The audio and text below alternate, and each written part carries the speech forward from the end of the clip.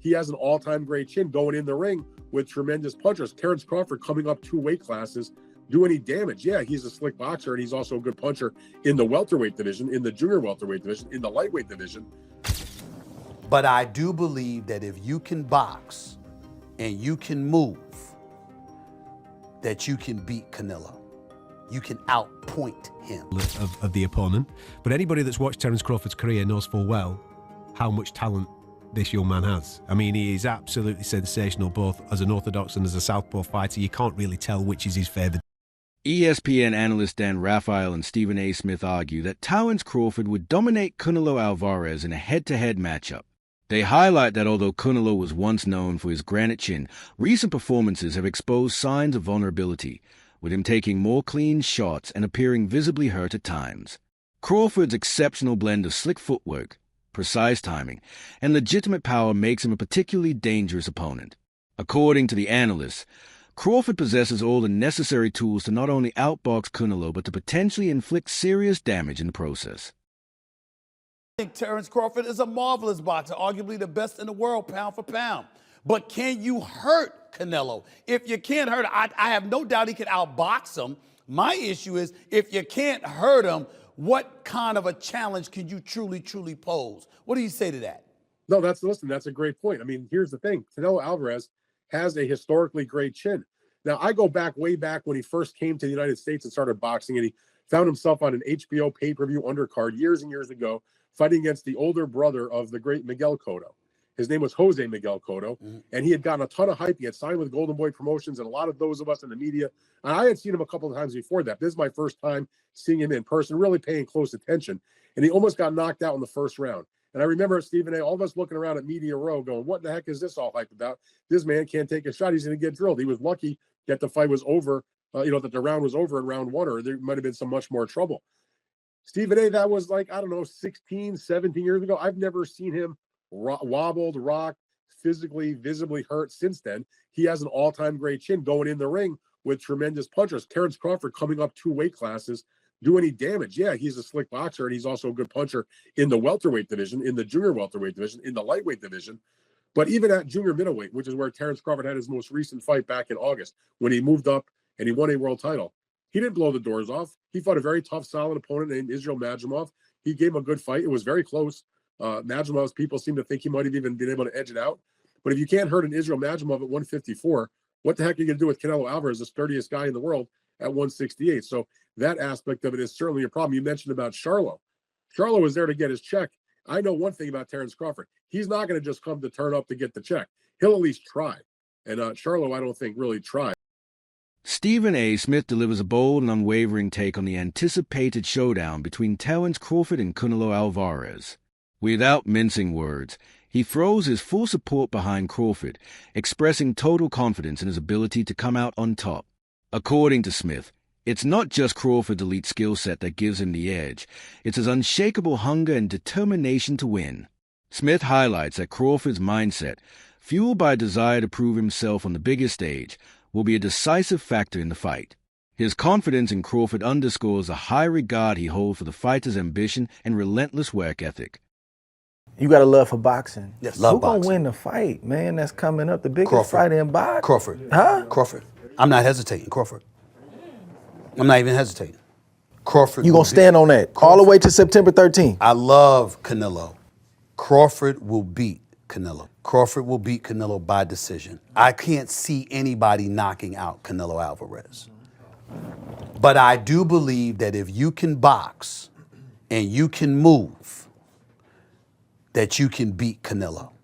You can outpoint him. That's right. When I think about Canelo, one of the things that I don't like about Canelo, despite his greatness, and a neck as wide as Broadway for crying out loud, Right. It's like almost every shot has to be a power shot. It's a power shot, yeah. That's not beating Crawford. I will confess, I think Gervonta Davis's trainer, Cal, I think he said this. He said Crawford could find himself in trouble if he decides to engage with Canelo, because Canelo is the naturally bigger, strong fighter. And I don't care that Crawford's gotten bigger, and I don't care that Crawford's gonna go in there just as big as Canelo. Canelo is accustomed to fighting at the weight, and Crawford is not. And Canelo is a genius in this regard. You don't see him show up for fights not ready. He's always He's ready. always prepared. He's always You ready. gotta give He's him that. always prepared. So I think he's the slower fighter, though. And I think that Crawford is brilliant as a boxer. And I think that between switching to conventional and southpaw, using his jab and movement, I think that Crawford is going to outpoint Canelo because he's faster. But I don't think he's. Teddy Atlas lends his voice to Team Crawford by championing the principle of skill over size. He argues that attributes like weight and reach pale in comparison to true boxing mastery. For Atlas, it's Crawford precision, timing, and adaptability that set him apart, qualities that can neutralize even the most physically imposing opponents. He suggests that while Canelo may boast strength and bulk, those assets become far less effective against a fighter who understands how to break opponents down with pure technique. Atlas's perspective reinforces the idea that in boxing, refined skill often trumps raw physicality, especially in elite-level matchups. Maybe he's a little overrated. Terence Crawford versus Canelo Alvarez at 168 pounds. Canelo's really good. Really good. But I think Crawford is special. I know he hasn't fought the resume everyone wants, but you have that or you don't have that ingredient. I think he has it. Canelo's really good. He's tremendous. But could he be a tiny bit overrated? The greatness is within Crawford. It's in his desire. It's in his mind. It's in his makeup, where he came from. I know he's moving up in weight class. Can he carry it? But those intangibles. Ole Bernstein brings attention to a crucial yet often overlooked aspect of Terence Crawford's game, his unpredictability. Bernstein points out that Crawford doesn't rely on a fixed strategy in the ring. Instead, he adjusts on the fly, forcing opponents into a constant state of uncertainty. This adaptability poses a serious problem for a fighter like Canelo Alvarez, who relies heavily on timing and counterpunching. Bernstein emphasizes that Crawford's ability to seamlessly switch between orthodox and southpaw stances only deepens the challenge. This kind of versatility disrupts rhythm, making it far more difficult for Canelo to anticipate incoming shots, ultimately leaving him open to combinations he never sees coming.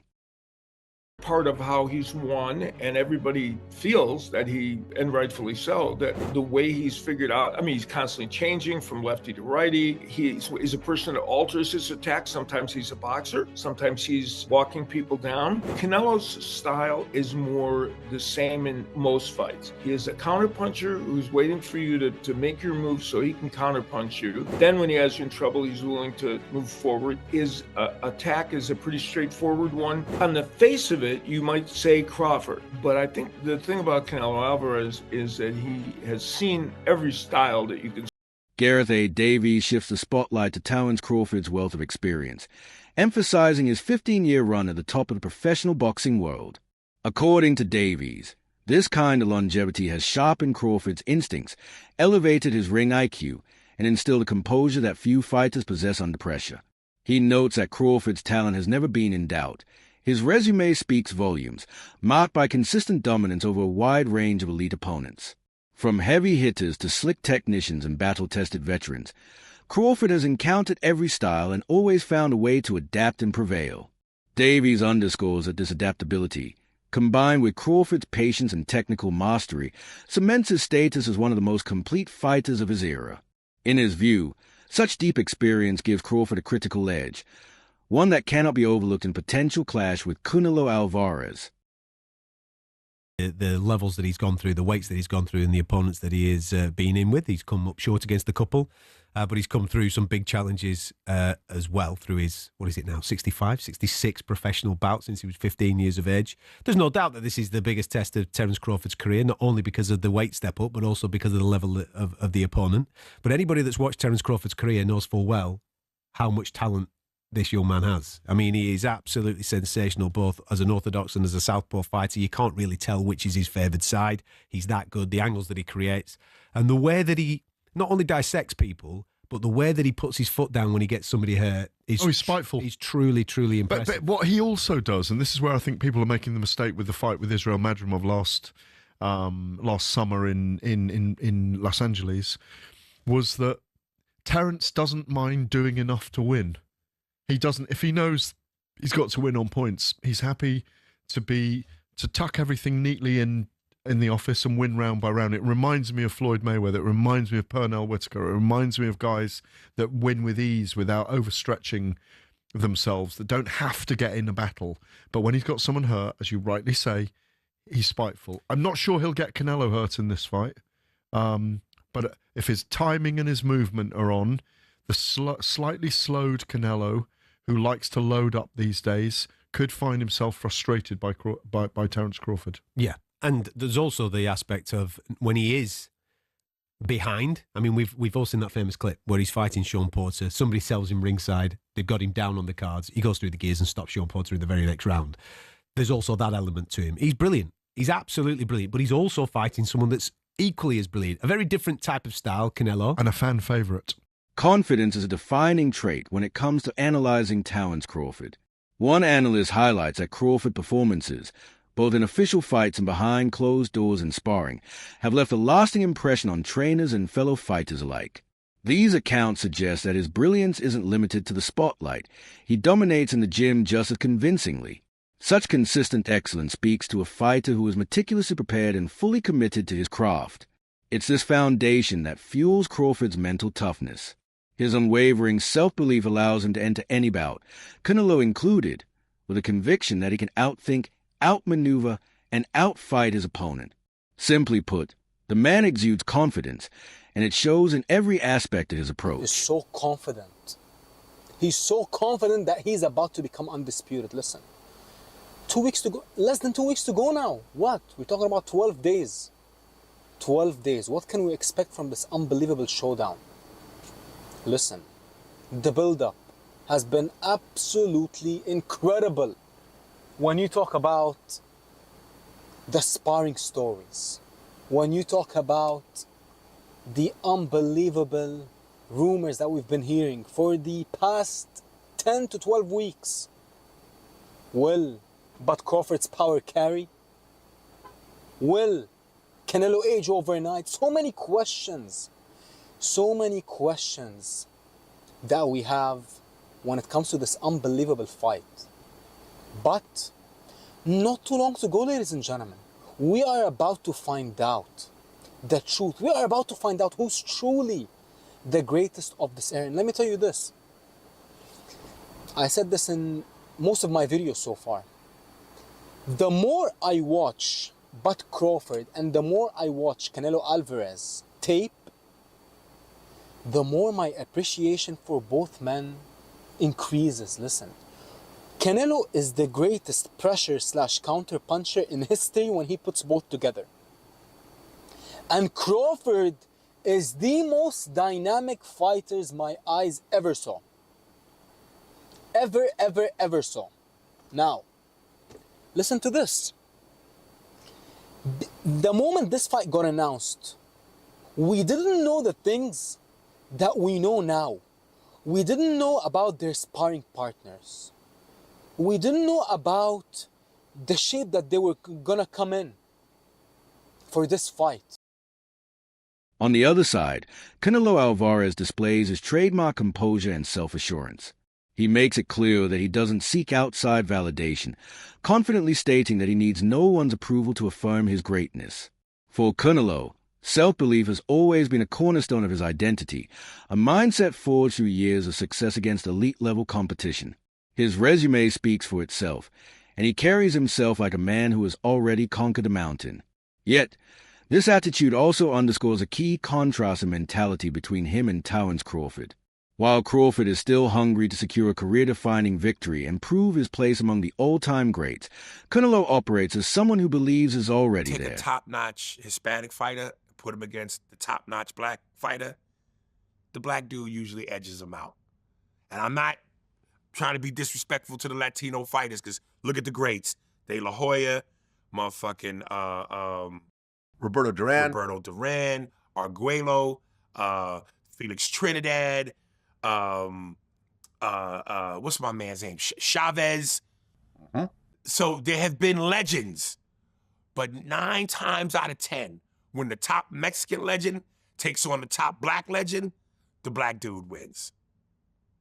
Boxing and basketball is just something that niggas just, we got that wop that just, We edge you out. We edge you out. Duran lost to Hagler.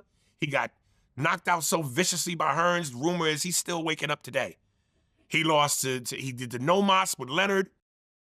Yeah, no, I've been hanging out with Sugar Ray Leonard recently. We talked about that whole situation. Lost to Floyd. He lost to Bernard. He lost to Sugar Shane Mosley. Usually the black fighters edge out the Latinos when it come down to it. So basically you're saying Crawford's going to win because he's black. I'm saying he's going to win because he's got skills. But that black component, that's that extra juice. That's that extra juice? I mean, look. It's like the Batmobile when it's going fast, and then he hits the nitro button, and the flame shoots out of the back of the car and takes it to another level. Black dudes have the nitro switch. Sean Porter speaks with unwavering conviction about Terence Crawford's chances against Canelo Alvarez. He believes Crawford's preparation and mental focus are operating at a level rarely witnessed in the sport. According to Porter, Crawford will enter the ring with a meticulously crafted game plan, one specifically designed to dismantle Canelo's style. He points to Crawford's explosive speed, flawless timing, and disciplined execution as a key weapons that will set him apart on fight night. Porter envisions a masterclass performance, one so dominant it could reset expectations in modern boxing and secure Crawford a place among the sport's all-time greats. This bout is being billed as one of the most defining moments in Crawford's storied career. For many, Canelo Alvarez represents the toughest and most accomplished opponent he has ever faced, making the stakes higher than ever. But the pressure doesn't rest solely on Crawford's shoulders. For Canelo, the risk is equally profound. A loss to Crawford, who, stepping up in weight and viewed as a naturally smaller man, could cast a shadow over his otherwise legendary resume. Boxing history often judges these moments harshly, especially when a dominant champion falls to a lighter challenger. Performance that you know you're going to have, right? They can't deny you anymore. I don't know, but I don't give a fuck, dude. So I feel I'm the best, and that's it. I don't focus on if the people say or put me in the first position, I'm the best. I feel I'm the best. I'm doing it because I love boxing. I called Canelo out because, like I said, he the last great fighter amongst the era that surpassed us. This is my mega fight. This is my moment. You didn't have much interest in this Crawford fight. You were saying that there wasn't much in it for you, and you pointed out that people will say that he was too small. What changed? I think he's one of the best fighters for more fun. No, he accomplished a lot of things too. Mexican with the American fighter is always big. When he fights you at Allegiant Stadium, I imagine it's going to be, 55,000 plus screaming Canelo fans, right? Many from Mexico.